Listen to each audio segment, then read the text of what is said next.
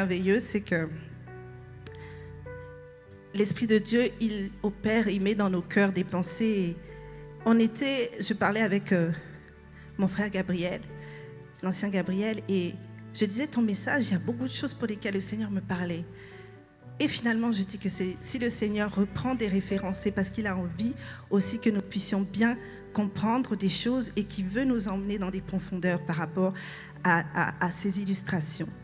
Et je vais reprendre une illustration qu'on a l'habitude d'étudier, mais cette fois-ci, je vais vous demander vraiment de pouvoir essayer de voir ce que le Seigneur veut dire au travers ce passage. Je vais prendre pour cela Jean 4, du verset 13 à 19. Et ce passage-là, comme vous le connaissez, ça parle de la Samaritaine, c'est encore cette Samaritaine, mais elle est tellement précieuse dans la Bible, cette Samaritaine, parce qu'elle regorge tellement de choses. Et on va essayer de voir ensemble qu'est-ce qu'il y a dans l'histoire de cette Samaritaine qui va nous parler sur ce que Dieu veut faire. Et dans le passage, il est dit, on va les lire ensemble. Jésus lui répondit, « Quiconque boit de cette eau aura encore soif. Mais celui qui boira de l'eau que je lui donnerai n'aura jamais soif. Et l'eau que je lui donnerai deviendra en lui une source d'eau qui jaillira jusque dans la vie éternelle. » Waouh! La femme lui dit, « Seigneur, donne-moi de cette eau, afin que je n'ai plus soif et que je ne vienne plus puiser ici. » « Va, lui dit Jésus, appelle ton mari et viens ici, et on va s'arrêter là.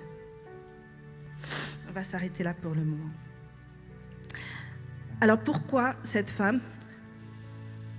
Pourquoi? Comme je l'ai dit, Dieu cherche une porte. Et quand il cherche en fait à répondre à un besoin. Et cette femme samaritaine, elle était dans son coin, elle était dans sa vie, elle était avec sa honte, elle était avec son témoignage, elle était avec le mépris parce que effectivement dans sa vie ça n'allait pas. Et maintenant, elle se retrouve à un puits, à une heure indue, pour aller puiser de l'eau. Et ce n'est pas l'heure normale pour aller puiser de l'eau.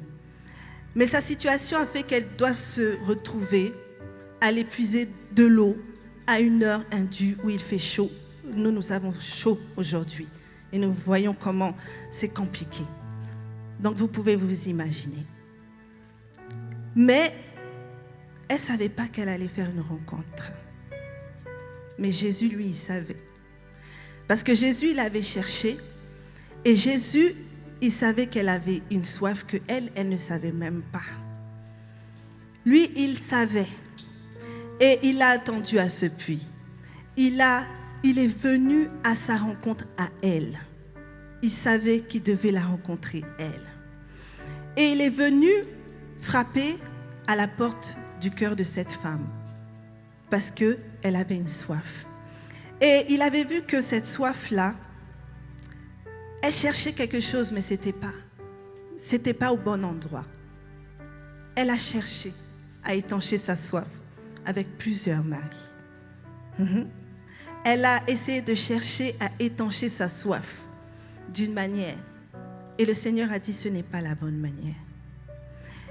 Et c'est ce qu'il veut nous dire, je pense, ce matin. Et il y a en fait des soifs que nous avons et nous essayons de les étancher de diverses manières. Et comme cette femme, elle venait tout le temps puiser au puits de Jacob, mais elle devait revenir puiser. Et l'image qui a caché derrière cela, c'est que nous pouvons des fois aussi avoir plein de puits de Jacob dans notre vie, où nous allons puiser et repuiser et repuiser et repuiser parce que ça n'étanche pas les soifs. Cette femme-là, elle essayait avec des maris. 1, 2, 3, ça n'a pas suffi à étancher sa soif. Toi, peut-être que c'est le boulot. Peut-être qu'à ton niveau à toi, tu cherches avec les enfants. Peut-être qu'à ton niveau à toi, c'est peut-être les études, une réussite, peu importe. Mais la réalité, c'est que ce puits-là, ne pourra pas étancher ta soif. Il y a des puits, pour certaines personnes, tu as voulu peut-être et légitimement trouver à être assoiffé, peut-être par rapport à l'amour d'un père, l'amour d'une mère. Mais le Seigneur te dit qu'il y a des puits sans eau. Et il y a des fois des puits qui laissent couler l'eau. Ça veut dire qu'il y a des personnes où tu peux essayer, vouloir chercher à étancher ta soif, mais ils n'ont pas d'eau à te donner. Et tu as été attristé, tu as été frustré. Tu n'as pas eu ce que tu voulais parce que tu as cherché à un puits qui n'avait pas d'eau ou qui était une citerne crevassée. Mais le Seigneur ici, il vient nous dire quelque chose. C'est que peu importe là où tu n'as pas pu puiser, lui, il est une source intarissable. Tu n'auras pas besoin d'aller encore repuiser et repuiser jusqu'à étancher ta soif. Parce que lui, il est une source éternelle. Il est une source qui jaillit jusque dans l'éternité. Tu pourras toujours aller puiser en lui pour aller trouver ta source. Il est venu à ce puits chercher cette femme et taper à la porte de son cœur et lui dire, écoute, moi j'ai vu de loin comment tu as cherché à étancher ta soif, mais moi je suis venu à ta rencontre parce que je veux être ta solution.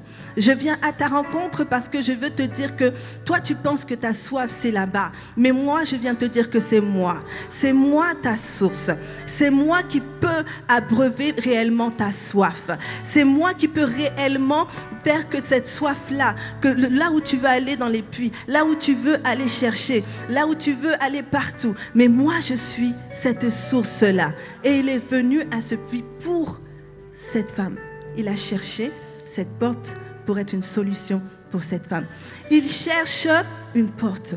Toi, tu es une porte. Et tu as une soif et il te dit, moi, je peux être la réponse à ta soif. Et il s'agit de ça. Et particulièrement pour le mariage, vous savez, il y en a beaucoup encore aujourd'hui qui pensent que le mariage, c'est le bonheur. Jésus vient démontrer ici que c'est lui le bonheur. Et quand on va puiser à sa source, à lui, on fait de notre mariage un bonheur. Ce n'est pas l'inverse. Il vient démontrer ici que si le mariage était le bonheur, pourquoi elle a cherché autant de maris? Si c'était véritablement le fait d'être mariée qui était le bonheur, pourquoi elle a autant cherché? Le Seigneur, il donne une clé. C'est lui qui est la source. Et quand tu vas puiser à la source, c'est lui qui fait que le bonheur vient là où tu es. Ce n'est pas l'inverse. Ce n'est pas l'inverse. Donc, il est important de comprendre cette réalité. Parce que souvent, on veut le travail et on pense que c'est le travail qui va faire qu'on va réussir, on va être heureux. Non. Cherche celui qui est la source. Lui va te donner le travail qui te convient et tu pourras enfin avancer en tranquillité, en paix. Ce n'est pas l'inverse. Ce n'est pas je cherche le travail pour bien m'en sortir. Non, Seigneur, toi, remplis-moi. Donne-moi ce dont j'ai besoin parce que toi, tu connais mieux que moi. Et il va créer les circonstances pour que ce que tu es soit réellement une bénédiction pour toi. Il s'agit de ça. C'est dans ce sens-là. Ce n'est pas l'inverse. Parce que si tu fais l'inverse, tu vas te retrouver avec des frustrations, avec des puits sans eau, des citernes crevassées. Dieu, il dit, cherche ma source. Cherche-moi d'abord. Amen.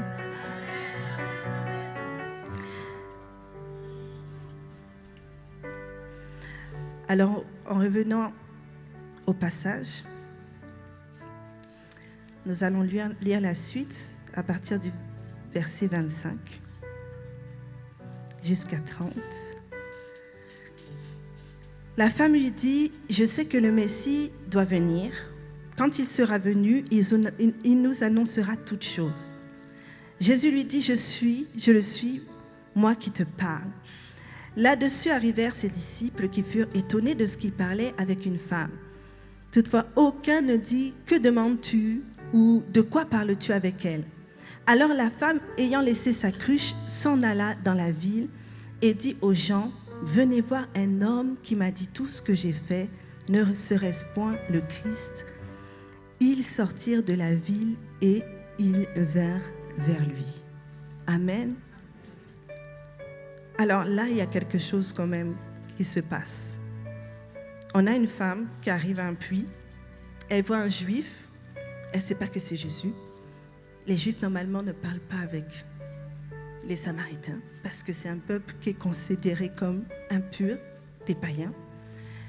Mais elle a eu la grâce parce que Jésus, il avait un plan. Il avait un plan dans tout ça. Il s'est dit, bon, je vais aller frapper à cette femme parce que il faut savoir que cette femme, en même temps, elle avait une connaissance. Elle savait qu'on adorait sur les montagnes, elle savait que, voilà, c'est le puits de Jacob. Elle avait une certaine connaissance, encore la soif que Dieu a su discerner. Et maintenant, il lui parle. Il discute.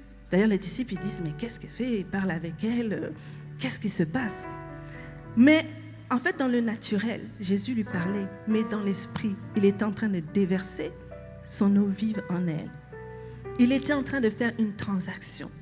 Il a toqué à la porte de son cœur et en esprit, il lui a dit, est-ce que tu veux bien que je rentre? Et elle était dans l'interrogation. Vous voyez, dans le passage, elle l'interroge, elle discute, ils parlent ensemble, mais pendant qu'ils parlent, c'est la vie de Jésus qui rentre en elle et qui est en train d'opérer quelque chose d'extraordinaire. Au point où on voit bien qu'elle laisse sa cruche. Pour quelle raison? Elle n'a plus soif, c'est bizarre. Elle n'a plus besoin de puiser d'eau parce qu'elle avait eu une eau qui n'est pas l'eau du puits de Jacob. Elle avait bu une eau qui n'était pas l'eau du puits de Jacob. Et tout de suite, on voit une action. Elle s'en va et elle va parler. Elle s'en va, elle va parler. Et moi, ce qui m'a intriguée, c'est que comment une femme avec un tel témoignage va dire, il y a un homme qui m'a parlé, est-ce que ça pourrait être le Messie? Et les gens vont écouter, ils vont dire oui, oui, oui. Et puis on vient, on va aller les voir. Comment ça s'est fait? Quelqu'un qui a un mauvais témoignage, non, on va dire, toi tu as vu avec ton témoignage, non. Quand j'ai interrogé Dieu là-dessus, j'ai dit, mais Seigneur, pour quelle raison? Ils ont bien voulu entendre ce témoignage, pour quelle raison? Et le Seigneur m'a amené à une autre image. Il m'a dit, tu vois, c'est comme Moïse quand il montait sur la montagne. Et il m'a redonné le passage d'Exode 34, 30, qui dit, Aaron et tous ses enfants d'Israël regardèrent Moïse, et voici la peau de son visage rayonnait.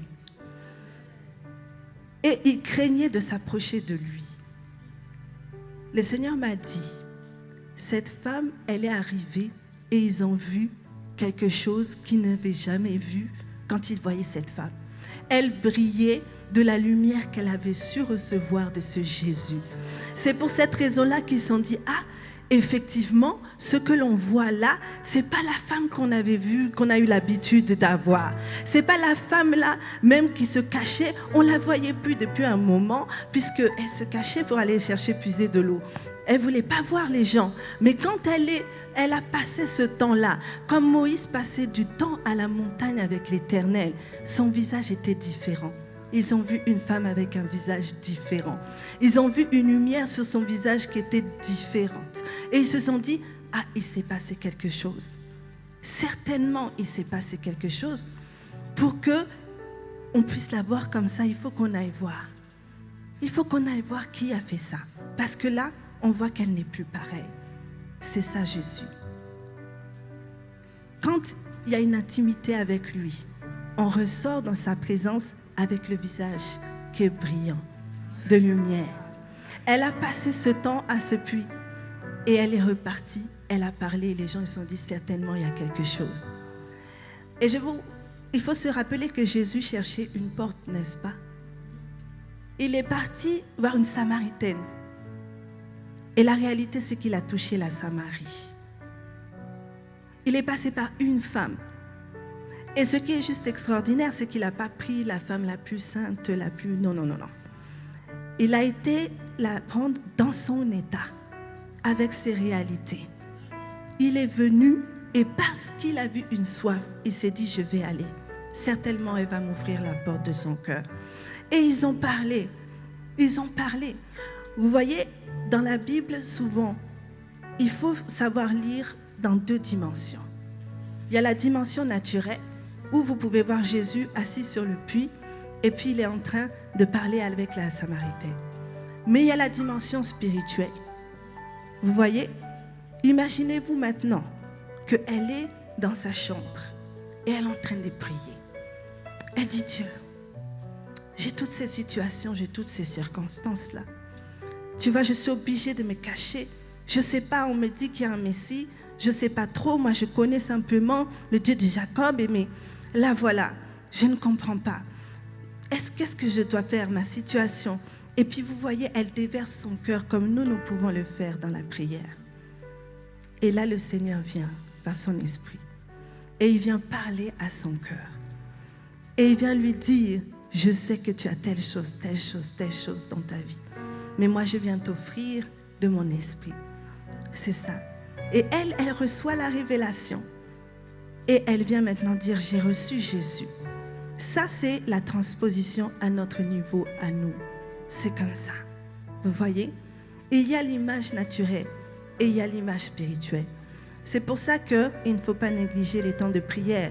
Parce que cette illustration-là, c'est la prière. L'intimité avec Dieu, c'est la prière. C'est un cœur à cœur. Et nous, dans notre temps, ça se fait par la prière. Amen. Donc on voit déjà, au travers de cette image-là, comment Dieu est passé par une femme pour avoir la Samarie. Vous voyez, il est passé par une femme, mais il a touché toute la ville de la Samarie. Nous allons voir une autre image, une autre illustration que notre frère Gabriel aussi nous avait donnée, mais celle-là aussi, elle est intéressante pour comprendre que Dieu cherche des portes et que Dieu, il est puissant, vraiment puissant. On va prendre maintenant l'image de... On va aller dans Marc 4, du verset 34 à 35, et vous allez voir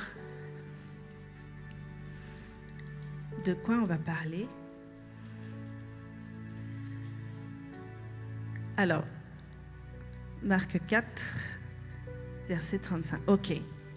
Ce même jour, sur le soir, Jésus leur dit, passons à l'autre bord. Après avoir renvoyé la foule, ils l'emmenèrent dans la barque où il se trouvait. Il y avait aussi d'autres barques avec lui. Il s'éleva un grand tourbillon et les flots se jetaient dans la barque au point qu'elle se remplissait déjà. Et lui, le Seigneur, il dormait à la poupe sur le coussin. Ils le réveillèrent, les disciples, et lui dirent, Maître, ne t'inquiètes-tu pas de ce que nous périssons? S'étant réveillé, il menaça le vent et dit à la mer, silence, tais-toi. Et le vent cessa et il y eut un grand calme. Amen. On va s'arrêter là pour le moment. Ce passage, on le lit souvent, n'est-ce pas? Et là, le Seigneur veut nous faire comprendre une chose. C'est que dans ce passage-là, le Seigneur a décidé avec les disciples d'aller sur un territoire très miné, vraiment miné. Et c'est juste le passage qui est avant le moment où il va voir ce fou qu'on appelle le fou de Gadara. C'est le passage qui est juste avant. Et donc, on voit que Jésus, lui, il est tranquille dans la barque avec les disciples. Il faut qu'ils aillent sur cette terre-là. Lui, il sait pourquoi il doit y aller. Et il y a ce tourbillon-là qui vient se manifester et être une occasion où les disciples commencent à s'inquiéter. Et là, ils se disent, bon, on va périr en fait. Nous périssons. Et là, ils interpellent Jésus. Et Jésus, il dit, silence, tais-toi. En fait, la réalité, c'est quoi? C'est que lorsque le Seigneur décide d'aller sur ce territoire, la réalité, c'est que sur ce territoire-là, il y a des réalités spirituelles très compliquées. Et lui, il sait qu'il faut y aller, mais les esprits qui sont là-bas, ils sentent qu'il y a quelqu'un qui arrive, c'est très compliqué pour nous. Et la manifestation de ce tourbillon-là, en réalité, c'est une manifestation spirituelle pour empêcher que la lumière arrive sur cette terre-là. Jésus, lui, il est tranquille, il sait ce qu'il va faire, mais les disciples qui accompagnent, ils ne savent pas ce qui est en train de se passer. Eux, ils voient juste que là, ils sont en train de périr. Voyez? Mais la réalité, c'est quoi? Si on retranspose maintenant à notre niveau, on reçoit une parole du Seigneur.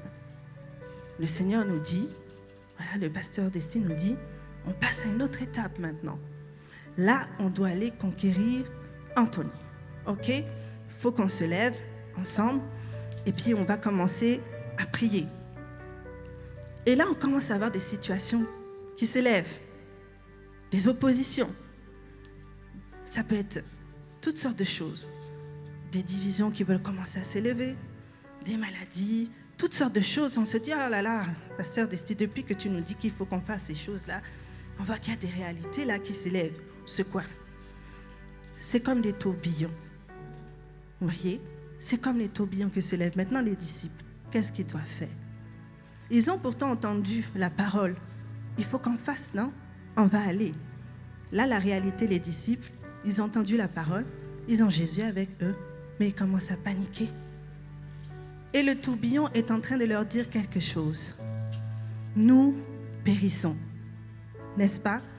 Il y a des oppositions, il y a des situations qui peuvent nous amener à déclarer des choses. Et ces réalités-là, si nous devenons spirituels, nous devons comprendre que ce sont des oppositions que l'ennemi met dans nos vies pour nous pousser justement à déclarer que nous périssons. Or, lorsque le Seigneur nous parle et nous donne une direction, nous dit on va faire quelque chose, c'est que lui, il est le garant de ce qu'il a dit qu'il va faire. N'est-ce pas? Et la réalité, c'est que il faut avoir la foi et être confiant. Maintenant, comme les disciples ont interpellé Jésus, imaginez-vous, hein, Maman Yaya, Maman Fernande, on va se réunir, il faut qu'on prie là. On va prier parce que le tourbillon là c'est compliqué, on va demander à Jésus, qu'est-ce qui se passe? Seigneur, qu'est-ce qui se passe? Seigneur, dis-nous. Et là, est-ce que, Maman Yaya, tu as entendu quelque chose? Non, le Seigneur là, il dort ou quoi? Il dort, il n'y a pas de parole. Qu'est-ce qui se passe? Non. On va prier plus fort. Prions, prions, prions, prions. Ah, et maintenant, il donne la parole. Ah, Maman Fernande a dit, le Seigneur m'a dit quelque chose. Le Seigneur a parlé. Il a dit, verset 40, mais pourquoi vous avez peur?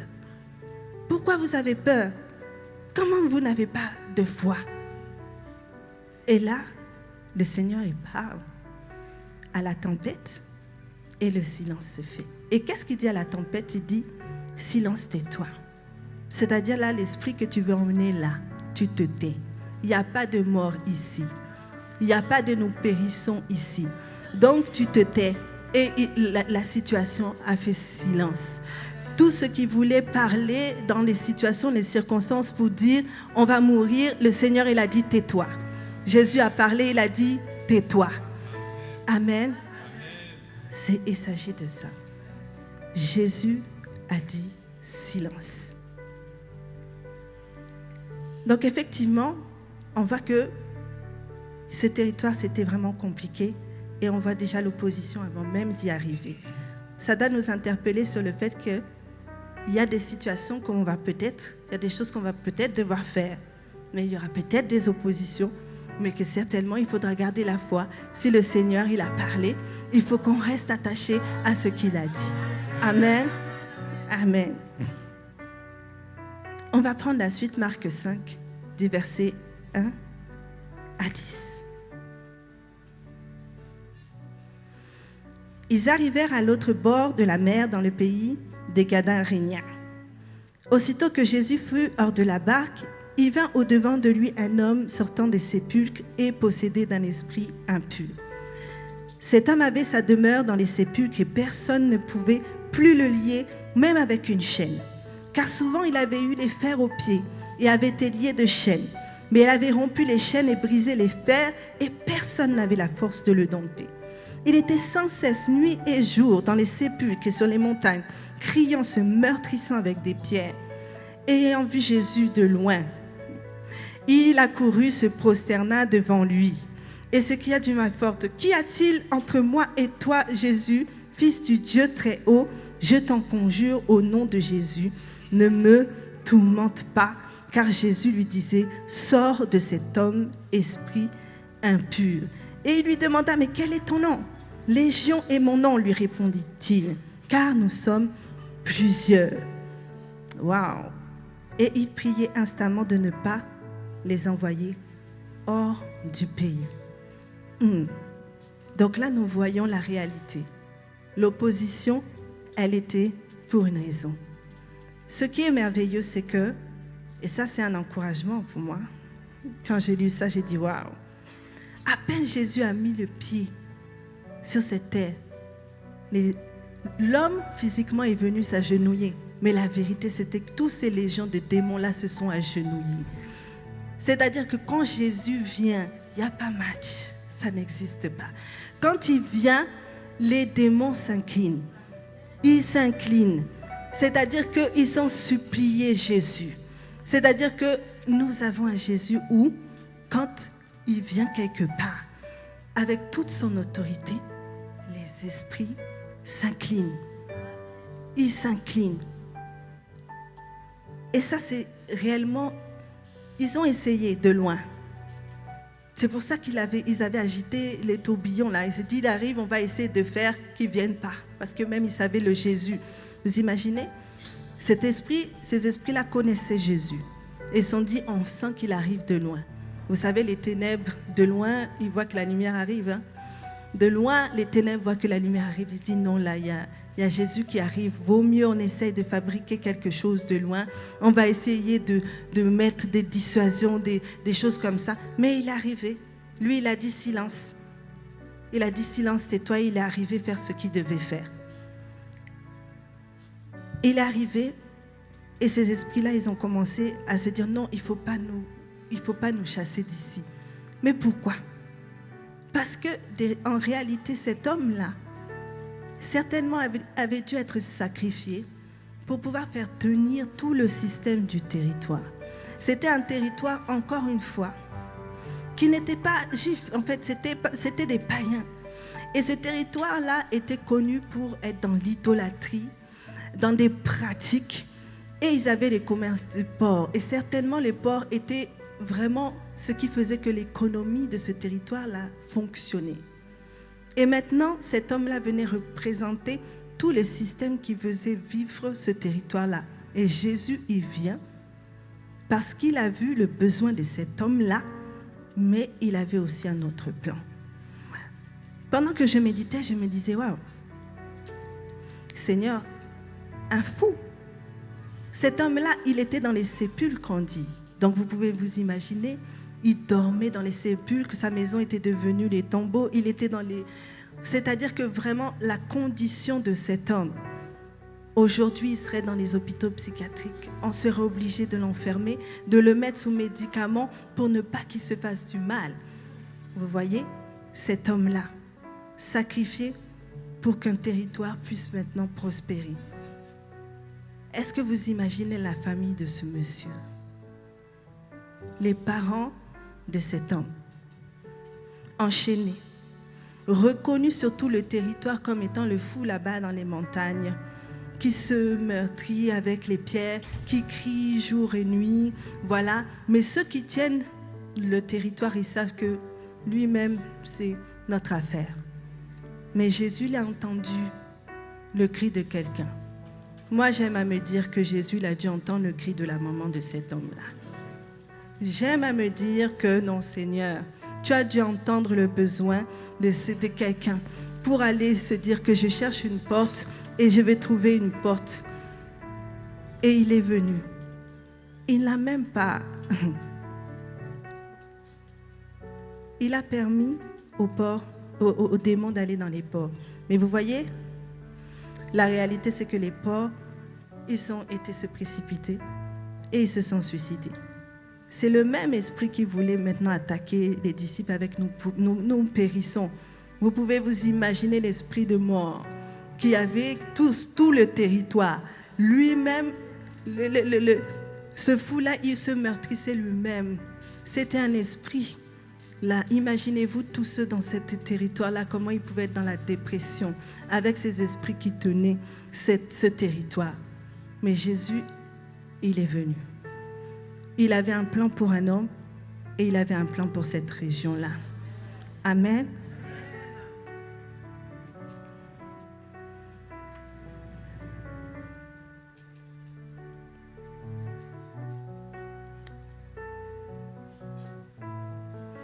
Et ce plan-là, dans Marc 5, du verset 18 à 20, on va lire.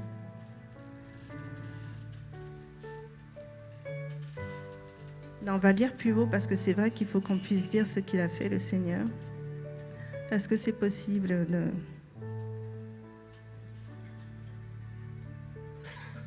À partir de...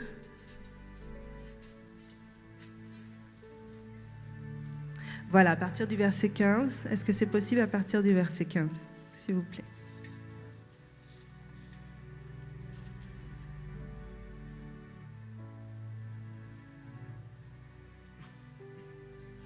Non, pardon, on va reprendre vraiment. On va reprendre vraiment le passage, on va reprendre du passage à partir du 11. Pardon, la régie, je suis désolée. Il faut qu'on comprenne bien ce que le Seigneur a fait. Alors, il y avait là, vers la montagne, un grand troupeau de pourceaux qui paissaient, et les démons le prièrent, disant, « Envoie-nous dans ces pourceaux afin que nous entrions en eux. » Et il leur permit. Et les esprits impurs sortirent, entrèrent dans les pourceaux, et le troupeau se précipita des pentes escarpées dans la mer. Il y en avait environ 2000, et ils se noyèrent dans la mer. Ceux qui les faisaient paître s'enfuirent et répandirent la nouvelle dans la ville et dans les campagnes. Les gens allèrent voir ce qui était arrivé. Ils vinrent auprès de Jésus et ils virent le démoniaque, celui qui avait eu la légion, assis, vêtu et dans son bon sens. Et ils furent saisis de frayeur. Ceux qui avaient vu ce qui s'était passé leur racontèrent ce qui était arrivé au démoniaque et au pourceau. Alors ils se mirent à supplier Jésus de quitter leur territoire. Waouh! Jésus est venu et il a fait ce que personne n'a pu faire. Parce qu'il est dit que personne n'a arrivé à maîtriser cet homme-là. Mais Jésus est celui qui est arrivé à faire que cet homme-là soit rétabli dans l'entièreté de sa personne. Il ne s'agissait pas simplement là, juste d'une délivrance. Il l'a rétabli. C'est-à-dire qu'il n'était plus fou, il savait réfléchir. Il a, comme il a dit mon frère Gabriel, il l'a remis, c'est-à-dire il l'a habillé pour qu'il puisse être réhabilité dans la société normalement. Normalement. C'est-à-dire qu'un fou qui était reconnu sur tous les territoires, comme quoi il n'y avait plus d'espoir. Il n'y avait plus d'espoir. Mais Jésus l'a rétabli, une restauration complète. Une restauration complète. Et ce qui se passe, c'est quoi? C'est qu'on a des personnes qui voient. Au lieu de se dire, waouh, il est puissant cet homme. Ils ont eu la crainte parce qu'ils se disent, oui, il est puissant. Parce que ceux qui certainement avaient établi avec leur réalité spirituelle occulte, qu'ils avaient vu que non, lui là, il a réussi à tout anéantir. Notre business est fini. Les porcs, plus, ils se sont jetés et ils ont été publier le témoignage de ce que Jésus avait fait. Ils ont été publier le témoignage de ce que Jésus avait fait. Et la réalité, c'est quoi? C'est qu'au lieu d'être dans le fait de se dire, oui, c'est merveilleux, il a réussi à faire un acte puissant, adorons-le, ils ont dit non, pars s'il te plaît, parce que là, tu es en train de gaspiller notre business, tu es en train de démonter notre... Donc, il faut que tu t'en ailles. Waouh! Mais ce n'était pas sans compter le plan de Jésus. Jésus s'est dit, il n'y a pas de problème. Moi, je vais partir. Mais je vous laisse quelqu'un. Lui, il va faire le travail pour moi. Alors, il rétablit cet homme qui était un fou. Et j'aime parce que il est bien dit qu'il était fou. C'est qu'il ne l'est plus. Jésus a réglé son passé et le présent n'est plus le même. C'est ce que Jésus il a fait pour ce monsieur. Et donc, il est dit après que il voulait le suivre. Hein. Il s'est dit, non, toi, tu m'as fait ce bien-là, je vais marcher avec toi. Tu m'as fait ça, je veux marcher avec toi. Oui, comme il montait dans la barque, celui qui avait été démoniaque lui demanda la permission de rester avec lui. Jésus ne lui permit pas. Mais il lui dit, va dans ta maison, vers les tiens, et raconte-leur tout ce que le Seigneur t'a fait et comment il a eu pitié de toi. Il s'en alla et se mit à publier dans la Décapole, n'est-ce pas, tout ce que Jésus avait fait pour lui, et tous furent dans l'étonnement. Amen. Jésus avait un plan. Il a cherché une porte. C'était pas la meilleure des portes. Mais lui, c'est pas ton état qui l'intéresse. Parce qu'il sait qu'il est suffisamment puissant pour te rétablir n'importe quelle de ta situation. C'est pas son problème. Lui, simplement, il cherche une porte. Un cœur qui va lui ouvrir. Un cœur qui va répondre à son appel. Et quand il te répond, il te restaure. Il restaure ta situation. Il restaure ta vie. Et ensuite, il t'envoie. Là, cet homme-là, il a été prêché à la Décapole. 10 villes. La Samaritaine, c'était une. Lui, c'est 10 villes. Ça, c'est la stratégie de Jésus. Il prend quelqu'un. Il te prend toi. Toi, tu ne te sens pas utile ou capable. Mais Jésus, ce n'est pas son problème. Lui, il sait qu'il peut, avec toi, dans ta situation, maladie, situation honteuse, brisée, tout ce que tu veux, lui, il sait qu'il peut te restaurer. Il sait qu'il peut te rétablir. Mais la seule chose, c'est qu'il faut que tu ouvres la porte de ton cœur. Que lui, il entre, n'est-ce pas? Pourquoi? Parce qu'il a un plan. Et ce plan-là, il va au-delà de ta personne. Il faut comprendre que tu n'es pas là juste comme ça. Ta situation, elle n'est pas là juste comme ça. Ta situation, c'est pour montrer aux gens qu'il y a un Dieu qui est capable. Parce que ce qui est vraiment puissant dans ces histoires-là, c'est que déjà, un point important, il a demandé à l'homme de retourner dans sa famille. Dieu, il aime la famille. Il a restauré cette famille. N'est-ce pas? Il a dit, va voir ta famille. Et ensuite, il a dit, va prêcher. Va dire ce que j'ai fait. Va dire comment je t'ai fait du bien. Et ça, c'est la stratégie du Seigneur. La stratégie, au fond, que nous devons comprendre, c'est que son œuvre en toi, elle n'est pas faite que pour toi. Que tu le comprennes. Elle n'est pas faite que pour toi. Toi, tu pleures dans ton coin et tu te dis, oui, moi, mes soucis de papier, mes soucis de travail, ma situation, tout ça là pour Dieu, ce n'est pas un problème, la vérité. Il cherche ton cœur. Il cherche ton cœur. Et comme on l'a vu avec la Samaritaine, lui, ce qu'il veut, c'est un cœur à cœur avec toi. Il ne veut pas que tu lui présentes ta situation, il veut que tu te présentes toi devant lui. C'est ça qu'il demande simplement. Que tu viennes toi, que vous parliez ensemble. Et après lui, ta situation. Et en d'autres termes, c'est ce qu'il dit quand il dit rechercher premièrement le royaume. Il faut chercher premièrement à rentrer en contact avec celui qui est le roi de ce royaume, Jésus. Amen. Et puisqu'il est roi, lorsque tu ouvres la porte de ton cœur, il fait une chose extraordinaire. Il a fait cette chose-là avec la Samaritaine, il a fait avec le fou de Gadara, il le fait avec tous ceux qui se laissent transformer. Il donne un diadème au lieu de la cendre, une huile de joie au lieu du deuil, un vêtement de louange au lieu d'un esprit abattu. C'est ce que Dieu fait lorsque tu acceptes d'ouvrir ton cœur, lorsque tu acceptes de le laisser en fait venir et te parler. Il dit encore, nous portons ce trésor dans des vases de terre, afin que cette grande puissance soit attribuée à Dieu et non à nous. Le but, c'est d'élever Jésus, toujours. Les témoignages que la Samaritaine a donnés, c'est pour dire qu'il y a un homme, je crois que c'est le Messie, c'est Jésus.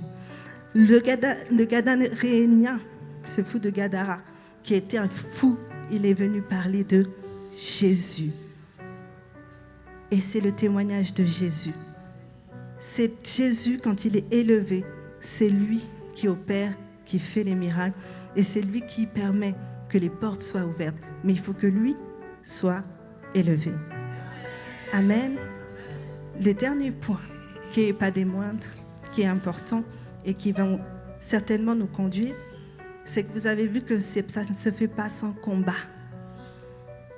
Ça ne va pas se faire sans combat.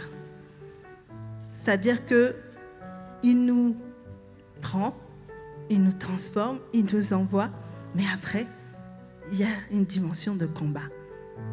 N'est-ce pas? Et ça, il faut le comprendre.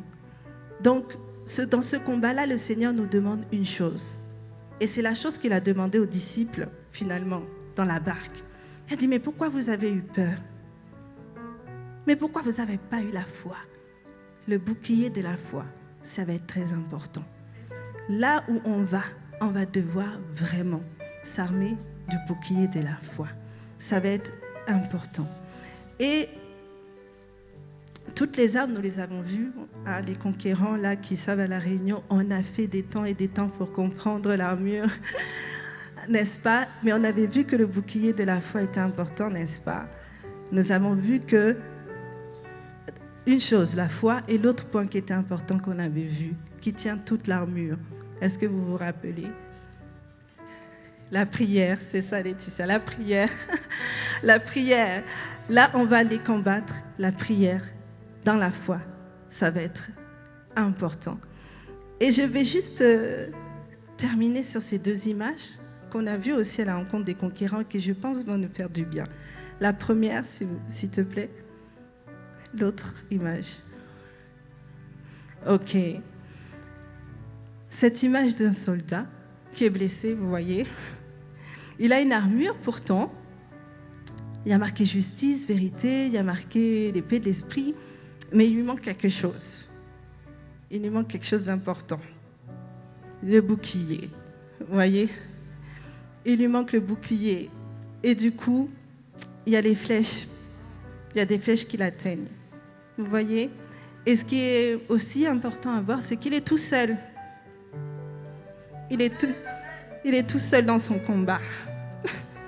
Il est tout seul dans son combat et en plus, il lui manque la foi. Vous voyez? Et je pense que le Seigneur veut nous parler à ce sujet. Il y a beaucoup de personnes qui se disent que je peux être seule à la maison, je peux faire l'église, je regarde les cultes à la maison, je fais mon chemin des fois tout seul. Ce qui risque de t'arriver, c'est ça. Quand on est tout seul, il y a des combats qu'on ne peut pas remporter tout seul. Il y a des combats qu'on ne peut pas remporter tout seul. Et j'aimerais dire à quelqu'un qui se dit qu'il peut vivre sa vie sans famille, sans église, tu risques de te retrouver comme ça, avec les flèches de l'ennemi qui t'atteignent. Parce qu'il y a une force dans la famille. Il y a une protection dans la famille. Et on va prendre l'autre image qui résume, je pense, ce que le Seigneur veut que où nous arrivions ensemble. La famille qui est unie. Vous voyez? Là, il n'y a plus de tout seul. Là, peut-être qu'au milieu, il y a peut-être certains qui n'ont pas encore la foi suffisamment forte.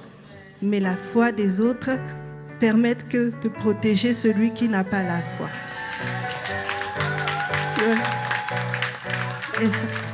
Et ça, c'est important. C'est ça une famille. Ceux qui sont forts, ils sont sur les côtés, ils ont la force de la foi, n'est-ce pas? Moi, souvent, j'aime aller dire, j'ai la force de mes mamans Yaya, les mamans Fernande. Elles prient dans la foi pour moi. Ce sont mes boucliers quand je faiblis. C'est ça une famille. On ne peut pas vivre sa foi seul. Il y a des combats que l'on ne peut pas remporter seul. Ça, c'est une image pour nous que l'on doit garder et se dire qu'on doit arriver à former cette famille unie, là, comme ça, dans la prière. Parce que ça, c'est la prière. Et dans la foi.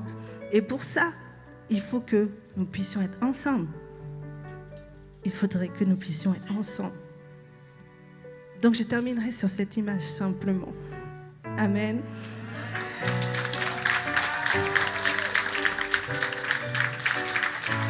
Alors je vais nous demander quand même de nous lever, de prier par rapport à ce message.